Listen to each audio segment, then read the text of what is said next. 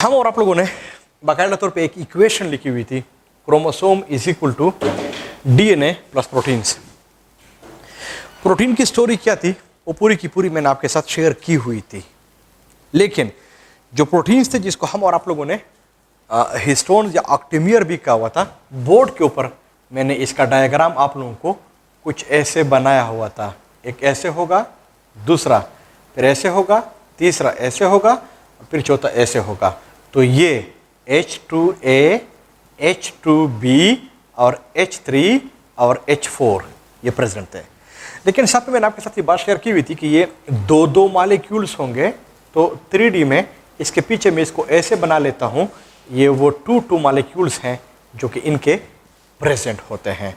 तो आखिर में ये है क्या, मैं यहाँ पे लिखवा लेता हूँ, ये वो ऑक्टेमियर है, लेकिन इस ऑक्टेमियर के ऊपर चार्ज कौन सा है, पॉजिटिव, और ये है एल्केलाइन यानी बेसिक इन नेचर है।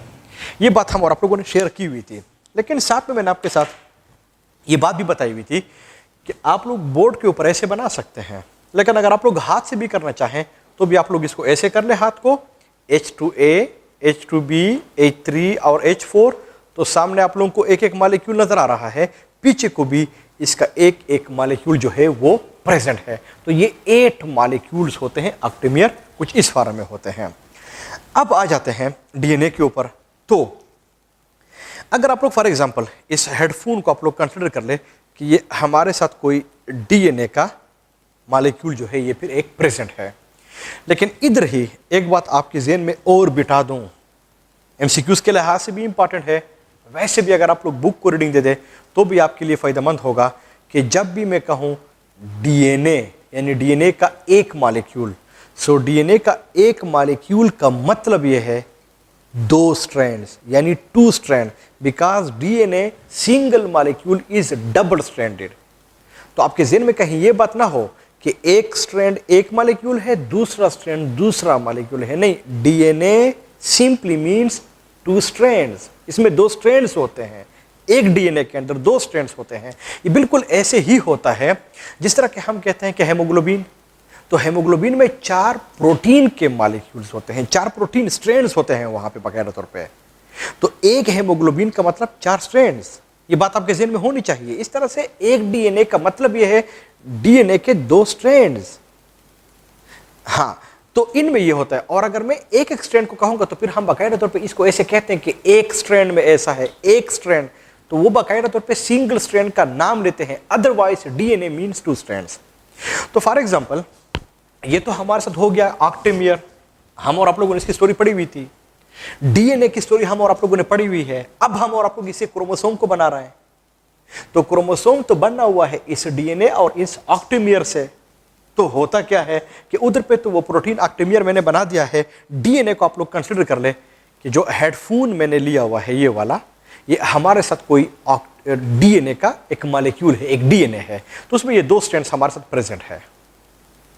तो ये जो 2 स्ट्रैंड्स हैं, अगर आप लोग इसको देख ले, इनमें हीलिक्स होते हैं। तो वो हीलिक्स कैसे होते हैं, वो हीलिक्स ऐसे होंगे, ऐसे जाएगा, फिर ये ऐसे जाएगा, फिर ये ऐसे आएगा, फिर ये ऐसे जाएगा, हीलिकल। लेकिन चूंकि उसको मैं ऐसे शो नहीं कर सकता, तो समझाने के लिए मैं इसमें हीलिक्स को ऐसे बना लेता हूं, ये ऐसे हीलिकल होता है। हालांकि ये हीलिकल स्ट्रक्चर है नहीं, गलती कर रहा हूं, पर समझाने के लिए मैं आप लोगों को बता रहा हूं। So DNA which itself is a helical structure, ऐसे है, इसमें कोई शक नहीं है। 2 स्ट्रैंड है, एक मॉलिक्यूल है, दोनों स्ट्रैंड्स हीलिकल है। तो फिर ये होता क्या है कि ये जो हीलिकल स्ट्रक्चर होता है डीएनए का, जो कि 2 हीलिक्स से डबल है, हीलिकल है, तो ये तो हम और आप लोगों ने ऑक्टेमियर को बनाया हुआ था, जो मैंने बोर्ड के ऊपर बनाया हुआ है। तो ये इसके ऊपर देख ले मेरी तरफ, होता कैसे है, ये एक मर्तबा इसके ऊपर ऐसे आ जाता है, फिर ये दूसरी मर्तबा फिर इसके ऊपर आ जाता है। तो कितने टाइम मैंने इसके ऊपर कर लिया है, 2 टाइम्स। तो अगर आप लोगों ने बचपन में वो गेम खेली हुई हो कि सारे ऐसे गोल से बैठ जाते हैं, किसी के साथ कोई चादर होता है, वो चादर को ऐसे रोटेट कर लेता है और किसी के पीछे उसको रख लेता है, तो यू नो कि हम इसको फिर निकाल लेते हैं और फिर आप इससे किसी को मारते हैं। तो बाज़ दफ़ा अगर आपको किसी के ऊपर बहुत ज़्यादा गुस्सा आता है तो वो चादर ऑलरेडी हीलिकल होता है, लेकिन हीलिकल को फिर आप लोग फिर से हीलिकल बना लेते हैं, यानी फिर आप इसको हीलिकल बना लेते हैं। तो अगर आप लोग हीलिकल को फिर हीलिकल बना दे तो इसके लिए आपके बुक ने बड़ा खूबसूरत लफ्ज़ लिखा हुआ है, सुपर हीलिक्स। यानी हीलिक्स को आपने फिर हीलिकल किया, सुपर हीलिक्स, या कुछ लोग इसको सुपर ट्विस्ट भी लोग कहते हैं। ये दो अल्फाज हैं जो इस्तेमाल होते हैं। So DNA itself is helical structure. Helix का लफ्ज मैंने आप लोगों को समझाया हुआ था, लेकिन अगर हीलिकल को आप फिर हीलिकल कर ले तो फिर हम इसको सुपर हीलिक्स या सुपर ट्विस्ट के अल्फाज हम फिर इसके लिए इस्तेमाल करते हैं। तो होता क्या है कि ये तो हमारे साथ प्रेजेंट था, वो ऑक्टेमियर हिस्टोन था, 8 मॉलिक्यूल्स थे, इसके ऊपर डीएनए एक मर्तबा हीलिकल फिर हीलिकल है। तो फिर मैं कह सकता हूं कि इसके ऊपर ये सुपर हीलिक्स या सुपर ट्विस्ट की फॉर्म में इसके ऊपर ये ऐसे प्रेजेंट होता है। ये बात आप लोगों ने भूलनी नहीं है, ये पता होना चाहिए। ऐसे डबल फॉर्म है, 3 नहीं होते, एक नहीं होता, 2 times. It means DNA rape, बाकायदा तौर पर WRAP बुक ने ये लफ्ज लिखा हुआ है, रेप ट्वाइस, और फिर लिखा हुआ है इस काल सुपर हीलिक्स और सुपर ट्विस्ट हम इसको कहते हैं। तो अगर मैं इसको बोर्ड के ऊपर बनाऊं तो फिर आप लोग थोड़े से मार्कर को देखते जाएं ताकि आप लोगों को समझ आ जाए। वो डीएनए का एक स्ट्रैंड ऐसे आ रहा है, एक मर्तबा इसके ऊपर ऐसे हुआ, फिर सेकेंड टाइम फिर से हुआ, 2 टाइम्स, 2 मर्तबा। तो अगर मैं इसको डीएनए तो 2 स्ट्रैंड्स हैं, तो एक स्ट्रैंड मैंने बना दिया है, दूसरा वाला चलो किसी और कदर से मैं इसको समझा देता हूं, वो इसके ऊपर इस फॉर्म में ये प्रेजेंट होता है। ये वो 2 स्ट्रैंड्स हैं जो कि इसके फॉर्म में इसके ऊपर ऐसे प्रेजेंट होते हैं। जो चीज मैंने यहां पे इसके ऊपर शो कर ली है, ये ग्रीन सी, ये कोई और चीज नहीं है, ये वो डीएनए है। लेकिन जो डीएनए है वो जिस फॉर्म में इसके ऊपर प्रेजेंट है वो प्रेजेंट है सुपर ट्विस्ट या सुपर हीलिक्स। लेकिन जो डीएनए है इसके ऊपर जो चार्ज है वो नेगेटिव है, पर फितरतन ये एसिडिक है। इसका मतलब कि डीएनए इसके ऊपर आ रहा है, तो अगर ऊपर आ रहा है तो फिर तो ये अबव हुआ, पेरिफेरी पे हुआ, लेकिन जो ऑक्टेमियर है वो तो अंदर की तरफ चला गया। तब जाके उसने लिखा हुआ है कि जो ऑक्टेमियर होता है it is present in the form of core, CORE, ये अंदर की तरफ होता है, ये प्रेजेंट होता है। एक अंदाजे के मुताबिक ये जो कोई चीज उसने बना दी है, जो बना दी है। अब अगर आप लोग देख ले तो उसमें तो ऑक्टेमियर भी हुआ, इसके ऊपर जो डीएनए है वो भी सुपर ट्विस्ट, सुपर हीलिक्स की फॉर्म में, इसकी फॉर्म में ये प्रेजेंट है, इसके ऊपर ये प्रेजेंट है। जो चीज हम और आप लोगों ने शो कर ली है, इसको आपके बुक ने एक नाम दिया हुआ है न्यूक्लियोसोम। न्यूक्लियोसोम। तो अगर मैं पूछूं या कहीं पूछा गया कि न्यूक्लियोसोम में क्या है, तो उधर पे तो ऑक्टेमियर है। उस ऑक्टेमियर में कौन कौन से हिस्टोन्स नहीं है? H1 नहीं है। कौन से हैं? H2A है, H2B है, H3 है, H4 है, और बाकी नहीं है।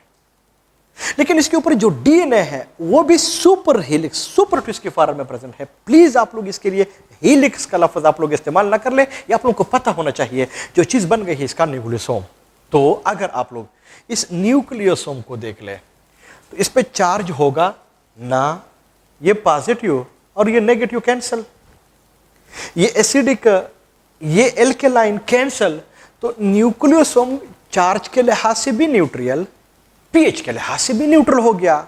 लेकिन इनमें कितनी चीजें आ गई हैं? 2 चीजें आ गई हैं। इसमें प्रोटीन भी है इन द फॉर्म ऑफ ऑक्टेमियर, इसमें H1 नहीं होगा, और इसके अंदर वो डीएनए भी है, लेकिन वो सुपर हीलिक्स, सुपर ट्विस्ट की फॉर्म में प्रेजेंट है। ये जो न्यूक्लियोसोम होता है इसके बहुत ज्यादा फायदे हैं। इनमें से इसका एक फायदा क्या हुआ कि उसने डीएनए को स्टेबल किया। ये बात मैंने आपके साथ पहले ही शेयर की हुई थी, DNA in pure form is unstable.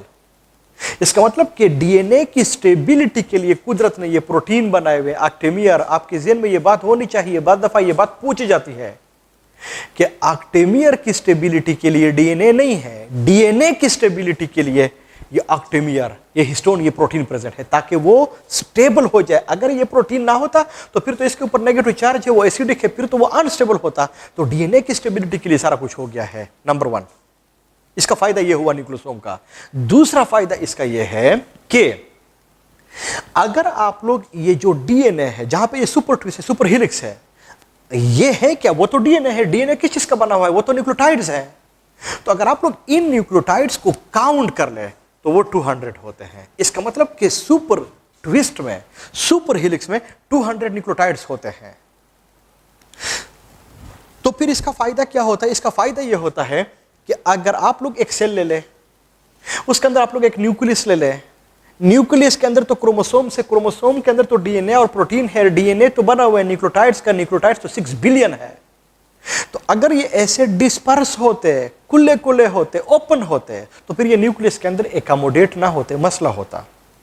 तो कुदरत ने क्या क्या हुआ है कि उन न्यूक्लियोटाइड्स को लिए ये न्यूक्लियोसोम बनाए हुए हैं और यहां पे ये कंडेंस हो जाते हैं, कॉम्पैक्ट हो जाते हैं। और इसका फायदा क्या होता है कि इतने ज्यादा न्यूक्लियोटाइड्स को ये फिर कॉम्पैक्ट कर लेता है और उसका जो डायमीटर है ये फिर बहुत ज़्यादा कम हो जाता है। जैसे फॉर एग्जांपल अगर आप लोगों ने बूस या बूसा देखा होगा, ये बाजार में इसके केक्स मिलते हैं, वो जो पैक होते हैं। अभी ताज़ा ईद गुजर गई है, उधर पे आप लोगों ने देखा भी होगा, लोग इसको लाते हैं। तो उधर पे बहुत ज़्यादा बूस होता है, बूसा होता है, उसके केक्स होते हैं, उन केक्स में इसको पैक किया जाता है, कंप्रेस किया जाता है।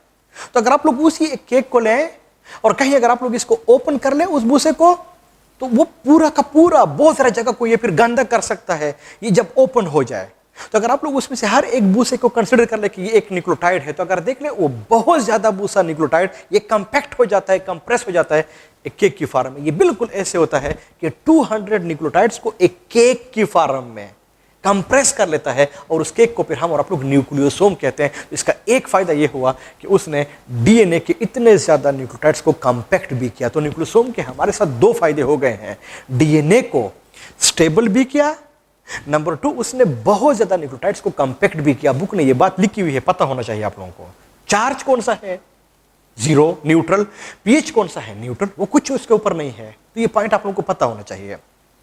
लेकिन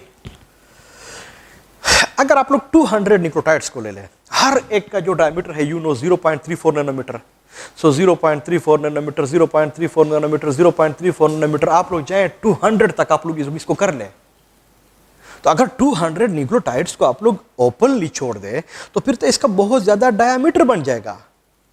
लेकिन जब न्यूक्लियोसोम इन 200 न्यूक्लियोटाइड्स को कंपैक्ट कर ले तो इससे फिर इसका डायमीटर 200 के मुकाबले में कम हो जाएगा। 200 से इंडिविजुअली अगर आप लोग इसको ले, सबको ले ले, तो फिर उससे ज्यादा होगा। तो फिर ये कितना बन जाता है?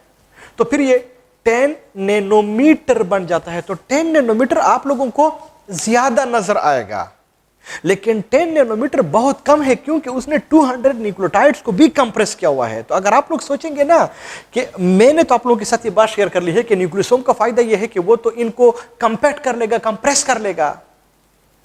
तो वो कंप्लीट कंप्रेस की वजह से तो फिर साइज जो क्या है इसका डायामीटर है वो तो फिर कम होना चाहिए। ये तो 10 नैनोमीटर है, तो 10 नैनोमीटर आप लोगों को ज्यादा नजर आएगा। लेकिन आप लोग इस लिहाज से भी सोचे कि वहां पे 200 न्यूक्लियोटाइड भी प्रेजेंट है। तो उस 200 में अगर ये सेपरेट होते तो फिर ये बहुत ज्यादा जगह ऑक्युपाई करता as compare to the 10 nanometre. तो पुराने बुक्स में इसको लिखते थे कि ये 9 नैनोमीटर है, फिर बुक्स आए 10 नैनोमीटर है, कुछ इसको 11 नैनोमीटर लिखते हैं। तो आमतौर पर स्टूडेंट्स को हम फिर बताते हैं कि आप 10 + -1 लिख दे, यानी +1 तो 11 नैनोमीटर हो जाएगा, -1 तो 9 नैनोमीटर हो जाएगा। अदरवाइज नॉर्मली इसको 10 नैनोमीटर ही लिखते हैं। ये तो अच्छा, ये बात तो इसकी समझ आनी चाहिए आप लोगों को। अब फिर आप लोगों से एमसीक्यूज में ये बात पूछी जा सकती है कि एक सुपर ट्विस्ट या सुपर हेलिक्स में कितने न्यूक्लियोटाइड्स होते हैं? 200। लेकिन उधर पे भी एक हेलिक्स मैंने आप लोगों को बताया हुआ था, वहां पे 10 थे। तो डीएनए के एक हेलिक्स के अंदर 10 न्यूक्लियोटाइड्स, पिछले लेक्चर में मैंने आप लोगों को बता दिया है। लेकिन डीएनए के एक सुपर ट्विस्ट के अंदर 200 है। तो कहीं पूछा गया कि हाफ हेलिक्स में उधर पे कितने न्यूक्लियोटाइड्स? तो 5। लेकिन हाफ सुपर हेलिक्स में तो 100। 2 हेलिक्स के अंदर कितने न्यूक्लियोटाइड्स? तो 20। 2 सुपर हेलिक्स के अंदर, तो फिर 200। ये आप लोगों ने सोचना होगा कि क्या पूछ रहा है मुझसे, तो फिर आप लोगों को पता होना चाहिए। नेक्स्ट, बुक में नहीं है, ऐसे आप लोगों को कह रहा हूं कि अगर एक हीलिक्स के अंदर, सिंपल वो जो हीलिक्स है उसमें 10 न्यूक्लियोटाइड्स हैं,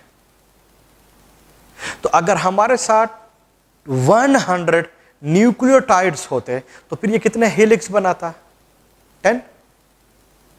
तो अगर 200 न्यूक्लियोटाइड्स तो फिर कितने हेलिक्स बनाता? 20। तो अगर आप लोग यहां पे देख ले 200 न्यूक्लियोटाइड्स एक सुपर हेलिक्स के अंदर है, इसका मतलब कि 200 न्यूक्लियोटाइड्स 20 हेलिक्स को बनाता है। So in other words I can say 20 helix makes a single super helix. Concept है, पता होना चाहिए, इशारा दे रहा हूं, इसका मतलब यह हुआ कि इसके ऊपर कितने तकरीबन ये हेलिक्स होते हैं, तकरीबन 20 हेलिक्स जो होते हैं वो एक सुपर हेलिक्स को बना लेते हैं। तो न्यूक्लियोसोम के ऊपर एक सुपर हेलिक्स होता है, लेकिन वहां पे हेलिक्स कितने होंगे? वो फिर 20 हेलिक्स बन जाएंगे। लेकिन एक हेलिक्स में कितने न्यूक्लियोटाइड्स हैं?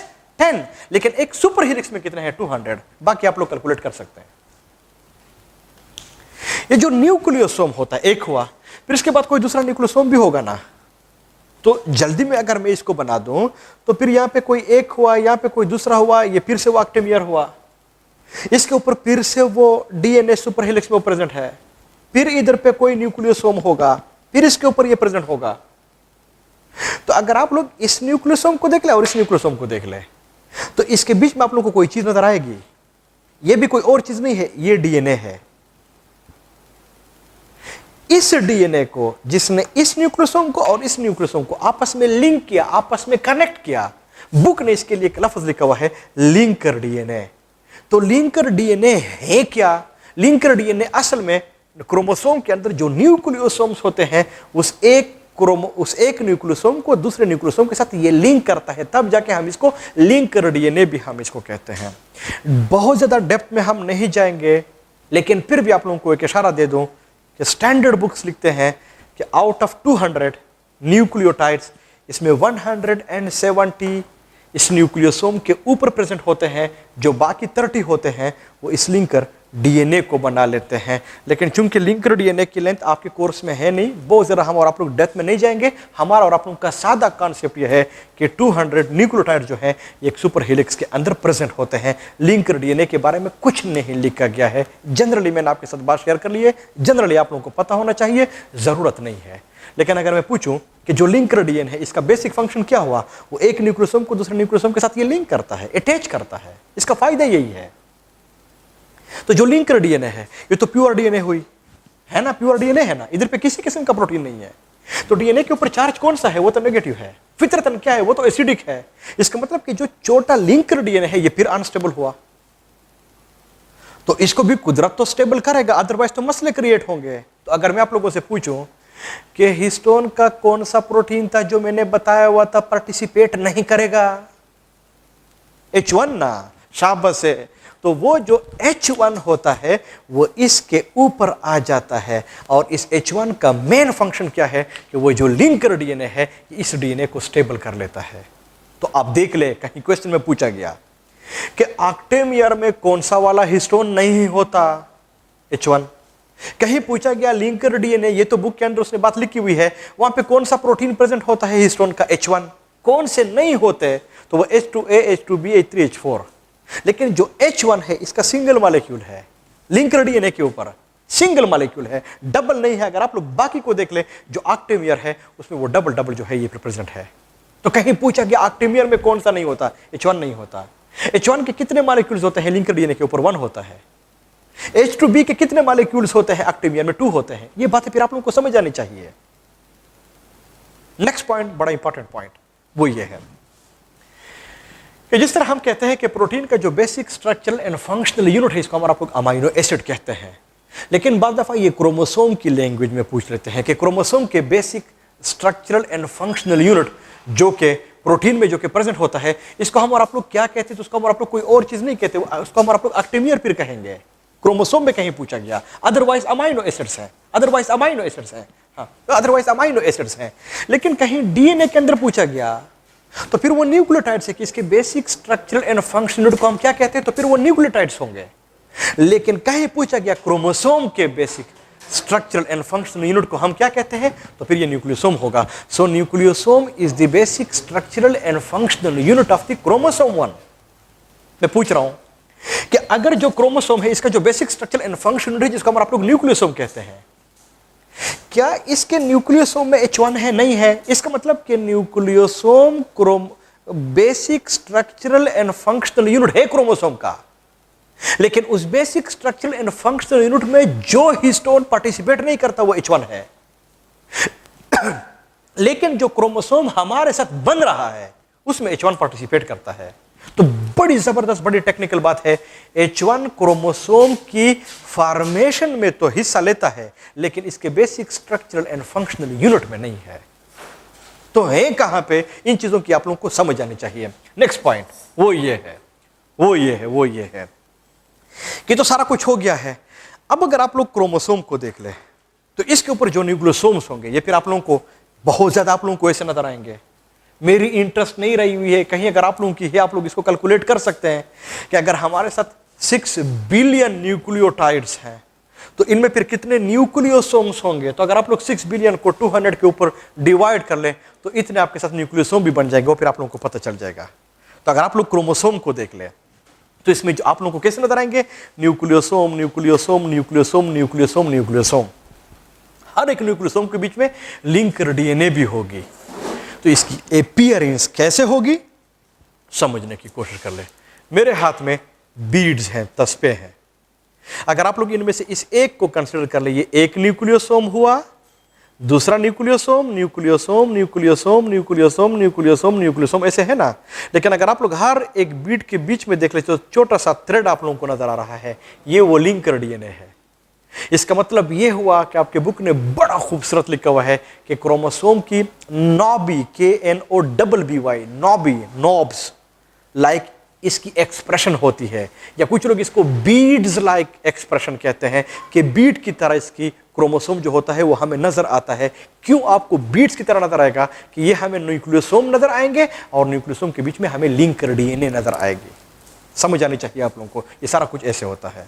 फिर होता क्या है, फिर होता यह है कि अगर फॉर एग्जांपल इस न्यूक्लियोसोम को मिले लो सबको, और इसको मैं आपस में ऐसे कंडेंस कर लूं, फिर कंप्रेस करूं, ऐसे इसको फिर कंप्रेस किया, तो अगर आप लोग न्यूक्लियोसोम को फिर कंप्रेस कर ले, ऐसे ये न्यूक्लियोसोम है, अगर मैं इसको फिर कंप्रेस कर लूं, न्यूक्लियोसोम को मैंने कंप्रेस किया, तो जो चीज मेरे साथ बन गई है, बुक ने इसके लिए नाम लिखा हुआ है क्रोमेटिन फाइबर। इसके लिए नाम लिखा हुआ है क्रोमेटिन फाइबर। लेकिन क्रोमेटिन फाइबर के लिए आपके बुक ने एक और लफ्ज भी लिखा हुआ है, वह है सोलेनाइड। तो अगर मैं पूछूं कि सोलेनाइड किस चीज से बना, तो वो तो न्यूक्लियोसोम की कंप्रेशन से बना। तो फिर सोलेनाइड या क्रोमेटिन फाइबर का फायदा क्या हुआ? इसका फायदा यह हुआ कि उसने बहुत ज्यादा न्यूक्लियोसोम को कंप्रेस किया, कंपैक्ट किया। इसका मतलब कि कंपैक्शन जा रही है। क्यों कंपैक्शन हो रही है? क्योंकि न्यूक्लियस का साइज बहुत कम है, उधर पे न्यूक्लियोटाइड्स बहुत ज्यादा है। इस कम न्यूक्लियस के अंदर हमने इतने ज्यादा न्यूक्लियोटाइड्स को अगर आपने एकोमोडेट करना है तो अंडरस्टूड बात है कंपैक्शन तो होगी। तो ये न्यूक्लियोसोम फिर कंपैक्ट हो जाते हैं। सो याद रख ले, न्यूक्लियोसोम का जो कंपैक्ट फॉर्म है इसका क्रोमेटिन फाइबर और सोलेनाइड। लेकिन याद रख ले, न्यूक्लियोसोम से ज्यादा कंपैक्शन क्रोमेटिन फाइबर या सोलेनाइड के अंदर होगी। तो फिर इसका जो डायमीटर होगा सोलेनाइड का, क्रोमेटिन फाइबर का, वो तो न्यूक्लियोसोम से तो ज्यादा होगा ना। हालांकि अगर आप लोग इस क्रोमेटिन फाइबर या सोलेनाइड के अंदर देख ले तो फिर ये बहुत ज्यादा न्यूक्लियोसोम को एकोमोडेट कर लेगा, बिल्कुल ऐसे ही जिसने इसने बहुत ज्यादा न्यूक्लियोसोम ने न्यूक्लियोटाइड्स को एकोमोडेट किया हुआ है, ऐसे ये भी करेगा। तो इसका जो डायमीटर होता है ना, वो 30 नैनोमीटर बन जाता है। वो कहीं पूछा गया कि इनमें से किसकी कंपैक्शन ज़्यादा है, न्यूक्लियोसोम, क्रोमेटिन फाइबर या सोलेनॉइड, बोथ एक जैसी है, फर्क है, तो याद रख ले कंपैक्शन किसकी ज़्यादा है, वो क्रोमेटिन फाइबर की। क्रोमेटिन फाइबर या सोलेनॉइड किससे बना हुआ है, कंडेंसेशन ऑफ न्यूक्लियोसोम से बना हुआ है। बात वही होगी, चार्ज नहीं है, पीएच नहीं है, कुछ नहीं है, क्योंकि वो न्यूट्रल चीज़ों से बना हुआ है। लेकिन जब आप लोग किसी चीज़ को कंपैक्ट कर ले तो इसमें हमेशा के लिए कंपैक्शन में आपको दो तरह की जगह आप लोगों को नजर आती है। कुछ जगहों पे कंपैक्शन ज्यादा होती है, कुछ जगहों पे कंपैक्शन कम होती है। जहां पे कंपैक्शन ज्यादा है वो माइक्रोस्कोप में आप लोगों को डार्क नजर आएगा। डार्क को लैटिन में हम कहते हैं हेट्रो या हिटीरो। इसका मतलब यह हुआ कि अगर आप लोग इस कंपैक्शन में देख ले तो आप लोगों को एक जगह नजर आएगी जिसको हम आप लोग हेट्रो या हेटीरो, और फिर क्रोमेटिन है ना, सो क्रोमेटिन। लेकिन कुछ जगहों पे ये कंपैक्शन आप लोगों को लाइट नजर आएगी, कम नजर आएगी। कुछ जगहों पे ज्यादा है, जहां पे कम है माइक्रोस्कोप में आप लोगों को वो लाइट नजर आएगा। लाइट को लैटिन में हम कहते हैं यू। तो फिर हम और आप लोग इस एरिया को हम कहेंगे यू क्रोमेटिन, EU और फिर क्रोमेटिन। इसका मतलब ये हुआ कि जो सोलेनॉइड होते हैं, क्रोमेटिन फाइबर्स होते हैं, वहां पे न्यूक्लियोसोम की कंडेंसेशन के बेसिस पे दो तरह की जगह हमें नजर आएंगी। हेट्रोक्रोमेटिन होगा, यूक्रोमेटिन होगा। हेट्रोक्रोमेटिन में न्यूक्लियोसोम की कंडेंसेशन ज्यादा होगी, यूक्रोमेटिन में न्यूक्लियोसोम की जो कंडेंसेशन है ना वो फिर कम होगी। लेकिन मैं आमतौर पर स्टूडेंट्स को कहता हूं कि अगर आप लोग फॉर एग्जांपल एक क्लास ले ले, आप लोग इमेजिन करते जाएं, वहां पे स्टूडेंट्स बैठे हुए हैं, तो अगर आप लोग स्टूडेंट्स को जितना आप सेंटर में जाते हैं, अंदर जाते हैं, वहां पे स्टूडेंट्स की जो नंबर है वो ज्यादा होती है, वहां पे वो कंडेंसेशन ज्यादा होती है। लेकिन जितना आप साइड पे होते हैं, पेरिफेरी पे होते हैं, वहां पे जो स्टूडेंट्स होते हैं उनकी जो कंसेंट्रेशन होती है वो फिर कम होती है। तो अगर आप में से मैं किसी स्टूडेंट को कहूं, पूछूं कि जो स्टूडेंट दरमियान में बैठा हुआ है वो आके इधर पे खुद को एक्सप्रेस कर ले, तो इसके लिए आसान होगा कि खुद को एक्सप्रेस कर ले कि नहीं, उस क्लास के अंदर जहां पे स्टूडेंट्स की कंडेंसेशन कम है, जो साइड्स हैं, उनमें से किसी स्टूडेंट को मैं कहूं कि आप आ जाए और खुद को आप एक्सप्रेस कर ले, उनके लिए आसान होगा। मेरे लिहाज से भी, आपके लिहाज से भी, जो दरमियान में बैठे हुए हैं उसके लिए मसला होगा। जहां पे कंडेंसेशन कम है, स्टूडेंट्स कम है, वहां पे किसी स्टूडेंट को निकालना, एक्सप्रेस करना वो फिर आसान होगा। इसका मतलब ये हुआ कि जो हेट्रोक्रोमेटिन है, यहां पे डीएनए की, न्यूक्लियोसोम्स की कंडेंसेशन ज्यादा है, तो यहां पे जो डीएनए होगी इसको एक्सप्रेस करने का जो मौका है वो कम मिलेगा, जबकि यू क्रोमेटिन के अंदर जो डीएनए है वहां पे इसको एक्सप्रेस करने का मौका बहुत ज्यादा मिलेगा। एक्सप्रेस करने से मेरा मतलब क्या है, हम पढ़ेंगे कि डीएनए होते हैं, जीन्स बनाते हैं, जीन्स बाकायदा तौर पे खुद को एक्सप्रेस करते हैं, एंजाइम्स वगैरह बनाते हैं। इसका मतलब यह हुआ कि मोस्टली जो डीएनए है जो हेट्रोक्रोमेटिन के अंदर होता है वहां पे इसकी एक्सप्रेशन नहीं होती, मतलब कि मोस्टली यहां पे जीन्स प्रेजेंट नहीं होते। जो जीन्स प्रेजेंट होते हैं वो इस यू क्रोमेटिन एरिया के अंदर प्रेजेंट होते हैं। ये बात भी आप लोगों को जनरली बता दूं कि ये कहा जाता है कि 90% डीएनए ह्यूमन बींग्स के बॉडी में वो इनएक्टिव है, अनएक्सप्रेस्ड है, उसकी एक्सप्रेशन नहीं होती, वो हेट्रोक्रोमेटिन के अंदर प्रेजेंट होता है। जबकि 10% डीएनए जो है इनकी बाकायदा तौर पे एक्सप्रेशन होती है, वो यू क्रोमेटिन के अंदर प्रेजेंट होता है। एंड यू नो कि जब डीएनए की एक्सप्रेशन हो तो फिर हम और आप लोग इसको जीन्स कहते हैं। इसका मतलब कि जो 10% डीएनए है इनमें वो जीन्स प्रेजेंट होते हैं, बनाते हैं, 90% में वो नहीं होता। और अगर आप लोग इस 10% में इन नंबर ऑफ जीन्स को काउंट कर ले तो बायोटेक्नोलॉजी चैप्टर में हम पढ़ेंगे 20 से लेके 25,000 तक जीन्स हमारे हर एक सेल के अंदर प्रेजेंट होते हैं, न्यूक्लियस के अंदर प्रेजेंट होते हैं। इसका मतलब कि 10% डीएनए ने हमारे अंदर 20 से लेके 25,000 तक जीन्स बनाए हुए हैं। जबकि आप देख ले 90% डीएनए वो अनएक्सप्रेस्ड हैं, उन्होंने जीन्स नहीं बनाए हुए हैं, वो किसी काम के नहीं होते। तो आप अंदाजा लगा सकते हैं कि 10 ने अगर इतने बनाए हुए हैं तो फिर 90 कितने हैं जिन्होंने इनको बनाया हुआ है और वो वहां पे अनएक्सप्रेस्ड फॉर्म में प्रेजेंट है। मुझे पता है आपके ज़हन में ये बात होगी, लेकिन हम और आप लोग इसको डिस्क्राइब नहीं करेंगे कि क्यों अनएक्सप्रेस है, क्यों ये एक्सप्रेस है, क्यों सादा से अल्फाज में आप लोगों को बता देता हूँ कि ये जो 10% है जिसकी एक्सप्रेशन होती है, इनकी हमें ज़रूरत है। ये जो हमारे बॉडी में मुख्तलिफ़ किस्म के कैरेक्टर्स प्रेजेंट है, ट्रेड्स वगैरह जो होते हैं हमारे बॉडी में, ये जीन्स इसको कंट्रोल करते हैं। इनकी हमें ज़रूरत नहीं होती। खुदा न खास्ता अगर किसी की हो भी जाए तो ये मुख्तलिफ़ किस्म के जो बीमारियाँ होते हैं, कैंसर वगैरह होते हैं, एड्स वगैरह होते हैं, तो ये भी आमतौर पे जो अनएक्सपेक्टेड जीन्स होते हैं, वो वायरसेस वगैरह उनको एक्टिव कर लेते हैं, तब जाके ये मसले भी क्रिएट हो जाते हैं। तो मैं आमतौर पे स्टूडेंट्स को कहता हूँ कि शुक्र है कि खुदा ने हमारे अंदर इन 90% में से किसी को भी एक्टिव नहीं रखा हुआ है, और शुक्र है कि ये सारे के सारे एक्टिव हैं, तब जाके ये मसले भी नहीं होते। लेकिन सज़ा के तौर पे ये जो मुख्तलिफ़ किस्म की बीमारियाँ हमारे अंदर होती है, उनमें से आमतौर पे इस 90% के अंदर किसी एरिया को एक्टिव कर लेते हैं, तब बंदा एड्स या आजकल ये जो क्या है कोरोना, ये जो क्या है, इसके अलावा कैंसर वगैरह होते हैं, ये इन चीज़ों को फिर ये कास कर लेते हैं। नेक्स्ट पॉइंट वो ये है कि ये जो मैंने बता दिया है, क्रोमेटिन फाइबर तो हमारे साथ ये हो गया, सोलेनाइड तो हो गया है। अब अगर आप लोग इस सोलेनाइड को आप लोग फिर कंडेंस कर ले, यानी मैं इसको फिर कंडेंस कर रहा हूँ, अगर हम और आप लोग इसको फिर कंडेंस कर लेंगे तो जो कंडेंस फार्म इसका बन जाता है, मैंने क्रोमेटिन फाइबर को फिर कंडेंस किया, तो जो कंडेंस फार्म इसकी बन जाती है is called as the super coil. तो जो सुपर कॉइल है, याद रख लीजिए, इस क्रोमेटिन फाइबर की कंडेंसेशन से बन गया। इसका मतलब super coil is the more condense form than the chromatin fibre one. तो इसका डायमीटर कितना है, बुक में लिखा हुआ है 200 नैनोमीटर। अब इस बात को मैं बार बार रिपीट नहीं करूंगा कि 200 आप लोगों को इससे ज्यादा नजर आएगा, लेकिन याद रख ले कि इस सुपर कॉइल ने बहुत ज्यादा सोलेनाइड को कंडेंस किया हुआ है, तो फिर कम होगा, ये बात आपके ज़हन में होनी चाहिए। तो बाद दफा एमसीक्यूज़ के अंदर ये बात पूछी जाती है कि इनमें से कौन सा वाला कंडेंस फार्म है, nucleosome, chromatin fibre, super coil बहुत ज्यादा कंडेंस फार्म है। बाद दफा इनमें से कौन सा है जो लीस्ट कंडेंस फार्म है, तो फिर वो न्यूक्लियोसोम होगा। बाद दफा पूछा जाता है कि अगर न्यूक्लियोसोम कंडेंस हो जाए तो फिर किस चीज को बनाएगा, क्रोमेटिन फाइबर को बनाएगा। क्रोमेटिन फाइबर अगर कंडेंस हो जाए तो फिर इस चीज को बनाएगा, ये फिर सुपर कॉइल को बना देगा। लेकिन एक और चीज के अंदर भी आप लोगों ने गलती नहीं करनी है, ये दो मिलते जुलते अल्फाज है, super coil and super twist या सुपर हेलिक्स, मिलते जुलते हैं, लेकिन फर्क आपको पता होना चाहिए। सुपर ट्विस्ट क्या है मैंने समझा दिया है, सुपर कॉइल क्या है मैंने आप लोगों को समझा दिया है।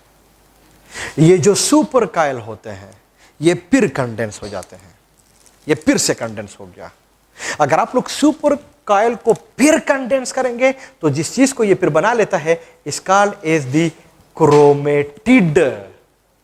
क्रोमेटिड्स हम इसको फिर कहते हैं। इसका मतलब ये हुआ कि जो सुपर कॉइल होता है जब ये कंडेंस हो जाए तो फिर जिस चीज को बना देगा उसको हम आप लोग क्रोमेटिड कहेंगे। तो अगर मैं पूछूं कि क्रोमेटिड का डायमीटर सुपर कॉइल से ज्यादा होना चाहिए, हाँ ज्यादा होना चाहिए। कितना होता है, 700 नैनोमीटर। लेकिन अगर मैं पूछूं कि इस क्रोमेटिड का फायदा क्या हुआ, उसने बहुत ज्यादा सुपर कॉइल को कंडेंस किया। तो जो एक क्रोमोसोम होता है इसके अंदर जो क्रोमेटिड्स होते हैं ये हमें दो नजर आते हैं, और आमतौर पे हम इसको ऐसे शो करते हैं, एक ऐसा और दूसरा ऐसा। तो क्रोमोसोम को जब आप लोग इसको ऐसे बनाते हैं तो इसमें एक क्रोमेटिड ये है, एक क्रोमेटिड ये है। तो क्रोमोसोम के अंदर कितने क्रोमेटिड्स हुए, 2। सो 700 एक का है, 700 दूसरे का है, तो फिर 1400 बन जाएगा। और नो डाउट जो एक क्रोमोसोम होता है इसका जो डायमीटर होता है वो 1400 नैनोमीटर हो जाता है। एक नॉर्मल क्रोमोसोम का साइज जो है ये फिर हमारे से कुछ इस तरह से बन जाता है। नेक्स्ट पॉइंट वो ये है, ये सारा कुछ इस तरह से बन गया है। अगर मैं आप लोगों से जनरली कहीं आप लोगों से पूछा गया, जो कि पूछा भी जा सकता है, कि जो एक क्रोमेटिड हमारे साथ बन गया है ये वाला 700 नैनोमीटर का, 2 तो 1400, तो अगर मैं पूछूं इस एक क्रोमेटिड में डीएनए के कितने मॉलिक्यूल्स होते हैं, तो ये लफ्ज मैंने आप लोग को पहले से समझा दिया है, डीएनए 1 मॉलिक्यूल मींस 2 स्ट्रैंड्स। तो अगर आप लोग थोड़ा सा आप लोग इसको खुद ही हल कर ले, इस जगह पे आप लोग फिर इसको पास कर ले, स्टॉप कर ले वीडियो को, फिर आप लोग खुद ही पहले कैलकुलेट कर ले। वो ये है कि अगर आप लोग इस एक क्रोमेटिड में देख ले, तो एक क्रोमेटिड तो ये है, तो इस एक क्रोमेटिड में क्रोमोसोम के कितने मॉलिक्यूल से, मॉलिक्यूल मींस 2 स्ट्रैंड्स, तो वो तो बना हुआ है super coil. Super coil chromatin fibre, chromatin fibre nucleosome, nucleosome में डीएनए, लेकिन वो डीएनए 2 स्ट्रैंड एक मॉलिक्यूल। इट मींस कि एक क्रोमेटिड के अंदर डीएनए का एक मॉलिक्यूल है। तो एक क्रोमोसोम में कितने क्रोमेटिड्स हैं? 2। तो एक क्रोमोसोम में डीएनए के कितने मॉलिक्यूल्स होंगे? 2। लेकिन कहीं पूछा गया कि एक क्रोमेटिड में डीएनए के कितने स्ट्रैंड्स हैं? 2, क्योंकि एक मॉलिक्यूल में 2 स्ट्रैंड्स हैं। तो एक क्रोमोसोम में डीएनए के स्ट्रैंड्स कितने हो गए हैं? 4 हो गए हैं। तो कहीं पूछा गया कि ह्यूमन बींग्स जो कि डिप्लॉयड है, मींस 46 क्रोमोसोम्स हैं, तो 46 क्रोमोसोम्स में डीएनए के मॉलिक्यूल्स कितने होंगे? तो हर एक क्रोमोसोम के अंदर डीएनए के 2 मॉलिक्यूल्स हैं। सो 46 मल्टीप्लाइड बाई 2, 92। इसका मतलब कि 92 मॉलिक्यूल्स वहां पे प्रेजेंट है। लेकिन कहीं पूछा गया कि ह्यूमन बींग्स के जो कि डिप्लॉयड है वहां पे 46 क्रोमोसोम्स हैं, तो 46 क्रोमोसोम में डीएनए के स्ट्रैंड्स कितने होंगे? तो भी बड़ा आसान है, हर एक क्रोमोसोम के अंदर डीएनए के 4 स्ट्रैंड्स हैं। सो 46 मल्टीप्लाइड बाई 4। जरूरी नहीं है कि 46 होगा। बहुत दफा पूछा जाता है कि अगर हमारे साथ 6 क्रोमोसोम्स हो तो डीएनए के मॉलिक्यूल्स कितने होंगे? तो 12। डीएनए के स्ट्रैंड्स कितने होंगे? 6 मल्टीप्लाइड बाई 4, 24। इसके ऊपर आप लोग थोड़ा प्रैक्टिस जरूर कर लेंगे। नेक्स्ट, ये जो 2 क्रोमेटिड्स होते हैं, ताकि कहीं ये सेपरेट ना हो जाए, तो कुदरत ने इनके बीच में प्रोटीन का एक मॉलिक्यूल रखा हुआ है।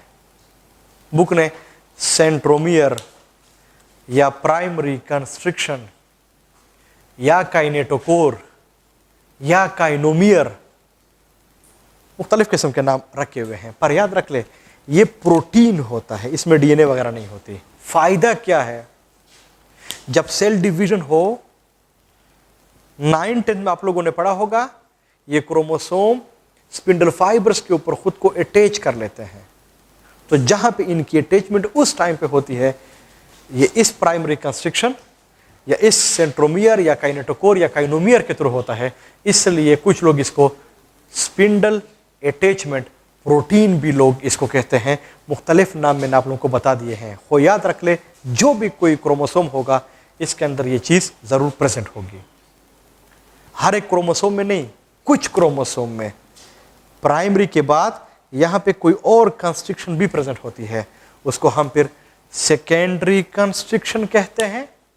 और इसका फ़ायदा, इसका फंक्शन एक ही है, और वो फंक्शन ये है कि अगर किसी सेल के अंदर न्यूक्लियस में न्यूक्लियोलस प्रेजेंट है, तो उस न्यूक्लियोलस को ऑर्गेनाइज करना ये इस सेकेंडरी कंस्ट्रिक्शन का काम होता है।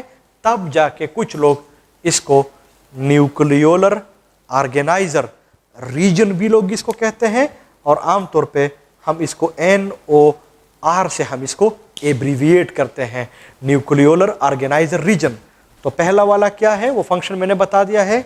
ये क्या है, इसका मेन फंक्शन न्यूक्लियोलस को ऑर्गेनाइज करना होता है। वो एक बात आपके ज़हन में होनी चाहिए कि अगर एक सेल है, वहाँ पे न्यूक्लियस है, न्यूक्लिएटेड है, न्यूक्लियोलस है उधर पे, फिर तो उन 46 क्रोमोसोम में से यानी 23 पेयर में से एक पेयर ऐसा होगा जिसके अंदर ये NOR रीजन होगा। हर एक क्रोमोसोम के पेयर में नहीं होता, ये सिर्फ और सिर्फ एक के अंदर होता है। तब जाके तो हम इसको न्यूक्लियोलर ऑर्गेनाइजर रीजन भी हम इसको कहते हैं, लेकिन ये हर एक क्रोमोसोम के अंदर नहीं होता। आपके बुक ने इस NOR के लिए सेकेंडरी कंस्ट्रिक्शन का जो लफ्ज़ है वो भी इस्तेमाल किया हुआ है। क्रोमोसोम है, अगर देख ले इसके अंदर बड़ी कीमती चीज़ें, जीन्स पड़े हुए हैं, DNA पड़ी हुई है, कहीं ये ख़राब ना हो जाए। कुदरत ने क्या किया हुआ है कि इनके सर के ऊपर हेलमेट यानी टोपी लगाई हुई है, प्रोटेक्शन के लिए ऐसे लगा होता है। इसको आपके बुक ने नाम दिया हुआ है सैटेलाइट। तो सैटेलाइट क्या होते हैं, ये इसके ऊपर, जैसे हम और आप लोग मोटरसाइकिल वगैरह के ऊपर जाते हैं, हेलमेट लगा लेते हैं, ये हेलमेट होता है, टोपी होती है। लेकिन आप देख ले, खुदा ना खास्ता अगर कोई बंदा एक्सीडेंट भी कर ले, तो अगर वो हेलमेट ख़राब भी हो जाए, लेकिन आपका जो सर होता है वो बेसिकली बच जाता है। ऐसे ही होता है कि आप अंदाज़ा लगा दें कि एक न्यूक्लियस है, वो बहुत अल्ट्रा माइक्रोस्कोपिक है, इसके अंदर 46 क्रोमोसोम्स हैं। तो ये आपस में बाकायदा तौर पे ऐसे इनके जो सर होते हैं, एंड्स होते हैं, 46 क्रोमोसोम ये ऐसे ऐसे टकरते हैं। तो फिर ख़तरा होता है कि ये जो DNA है वो कहीं ख़राब ना हो जाए। तो कुदरत ने इनके ऊपर सैटेलाइट लगाए हुए हैं प्रोटेक्शन के लिए, ताकि फिर ये असल जो DNA है वो ख़राब ना हो जाए। खैर है, अगर सैटेलाइट के अंदर जो डीएनए है वो ख़राब ही क्यों ना हो जाए, लेकिन असल डीएनए को किसी किस्म का नुकसान ना पहुंच जाए। तो इस सैटेलाइट में जो डीएनए होती है वो फजूल होती है, बेकार होती है, कबाड़ वाली होती है। कबाड़ को हम कहते हैं जंक, तब जाके वो लफ्ज़ लिखा हुआ है कि सैटेलाइट के अंदर जो डीएनए प्रेजेंट होती है उनको हम जंक डीएनए हम फिर इसको कहते हैं। ये जो सैटेलाइट होते हैं, जो जंक डीएनए जो होती है, इसके बिल्कुल टॉप के ऊपर यहाँ पे डीएनए प्रेजेंट होती है हर एक टॉप के ऊपर। लेकिन याद रख ले कि यहाँ पे जो डीएनए प्रेजेंट होती है ये बिल्कुल प्योर डीएनए होती है। इसमें किसी किस्म के प्रोटीन वगैरह, आर्टेमियर, हिस्टोन्स, इसका कॉन्सेप्ट नहीं होता। बाकी सब जगहों पे ये प्रोटीन प्रेजेंट होते हैं। सिर्फ ये जो एंड्स होते हैं सैटेलाइट के ऊपर, यहाँ पे ये प्योर डीएनए है। और जो प्योर डीएनए है इसके ऊपर नेगेटिव चार्ज होता है। इसका मतलब कि क्रोमोसोम के जो एंड्स होते हैं वो नेगेटिवली चार्ज होते हैं। और इस नेगेटिवली चार्ज का फ़ायदा क्या होता है, जब क्रोमोसोम्स के अंदर सेल डिवीजन होती है तो कि 23 क्रोमोसोम किसी एक सेल के अंदर चले जाते हैं, 23 क्रोमोसोम किसी दूसरे सेल के अंदर चले जाते हैं। तो अगर इनमें ये नेगेटिव चार्ज ना होता तो वो क्रोमोसोम आपस में ऐसे स्टक होते तो सेल डिवीजन में किसी सेल के अंदर क्रोमोसोम ज़्यादा जाते, किसी के अंदर कम जाते, तो उनसे फिर मुख्तलिफ किस्म के जेनेटिक प्रॉब्लम्स होते, साइंड्रोम्स होते। इस तरह के डाउन साइंड्रोम है, टर्नर साइंड्रोम है, क्लिफिल्टर साइंड्रोम है। वो असल में वो जो क्रोमोसोम्स होते हैं वो स्टक हो जाते हैं। लेकिन चूंकि इसके ऊपर कुदरत ने नेगेटिव चार्ज वाली प्योर डीएनए रखी हुई है, इसका फ़ायदा ये होता है कि जब दो क्रोमोसोम आमने सामने आते हैं तो इनके जो नेगेटिव चार्ज होते हैं ये फिर एक दूसरे को रिपेल करते हैं। और इस रिपेलिंग का फ़ायदा ये होता है कि फिर वो आपस में मर्ज नहीं होते और सेल डिवीजन में फिर किसी किस्म का नुकसान जो है ये फिर इसको नहीं होता। इन एंड्स को आपके बुक ने जो नाम दिया हुआ है वो है टीलोमियर का। इसका मतलब कि जो एंड्स होते हैं वहाँ पे प्योर डीएनए है, नेगेटिव चार्ज होता है, टीलोमियर है। इसका फ़ायदा ये होता है कि जो क्रोमोसोम्स होते हैं ये फिर आपस में स्टक भी नहीं होते। तो हर एक का फ़ायदा आप लोगों को बता दिया है। ये जो क्रोमोसोम्स होते हैं इनमें टाइप्स भी होते हैं, लेकिन जो टाइप्स हैं वो on the basis of centromere है, यानी on the basis of primary constriction है, स्पिंडल अटैचमेंट प्रोटीन है, इनके बेसिस पे होते हैं। और इनके बेसिस पे क्रोमोसोम्स के 4 टाइप्स होते हैं। बहुत ही आसान है, बहुत ही आसान है। 4 टाइप्स होते हैं। इनमें से एक को हम और आप लोग मेटासेंट्रिक, सब मेटासेंट्रिक, एक्रोसेंट्रिक और टीलोसेंट्रिक। मेटासेंट्रिक में सेंटर में होता है, दोनों आर्म्स लेंथ में इक्वल होते हैं, बहुत आसान है। सब मेटासेंट्रिक में थोड़ा नीचे होता है, जो आर्म्स बनते हैं वो अनइक्वल होते हैं। एक्रोसेंट्रिक में क्लोज टू एंड्स होते हैं, तो एक आर्म बहुत लेंथी बन जाते हैं, दूसरे वाले बहुत छोटे बन जाते हैं। टीलोसेंट्रिक में बिल्कुल एंड के ऊपर ये सारा कुछ प्रेजेंट होता है, तब जाके 2 आर्म्स होते ही नहीं हैं, जबकि 2 आर्म बहुत ही लेंथी बन जाते हैं। तो जो 4 किस्म के क्रोमोसोम्स हैं, these are on the basis of position of the centromere, के कहाँ पे प्रेजेंट है, दरमियान तो मेटासेंट्रिक, दरमियान से थोड़ा नीचे तो सब मेटासेंट्रिक, क्लोज टू एंड तो एक्रोसेंट्रिक, और बिल्कुल एंड के ऊपर तो फिर हम और आप लोग इसको टीलोसेंट्रिक हम इसको कहते हैं। लेकिन इधर ही आप लोगों को बता दूं कि एक और कन्फ्यूजन जो कि आप लोगों को वो ना ले जाए, एक टीलोसेंट्रिक है और एक टीलोमियर का लफ्ज भी मैंने लिखा हुआ है। सो टीलोमियर और टीलोसेंट्रिक में फ़र्क क्या है? Telomere is actually part of the chromosome, ये हर एक क्रोमोसोम के ऊपर प्रेजेंट होता है। लेकिन एक टीलोसेंट्रिक भी है, telocentric is a type of chromosome. तो इन दोनों में फर्क क्या है कि टीलोमियर पार्ट ऑफ क्रोमोसोम है, टीलोसेंट्रिक टाइप ऑफ क्रोमोसोम जो है ये फिर प्रेजेंट होता है। तो क्रोमोसोम्स के टाइप्स कितने हैं? क्रोमोसोम्स के हमारे साथ 4 टाइप जो है ये फिर प्रेजेंट होते हैं। किसके बेस पे है मैंने आपके साथ ये बात शेयर कर ली है। Thank you very much.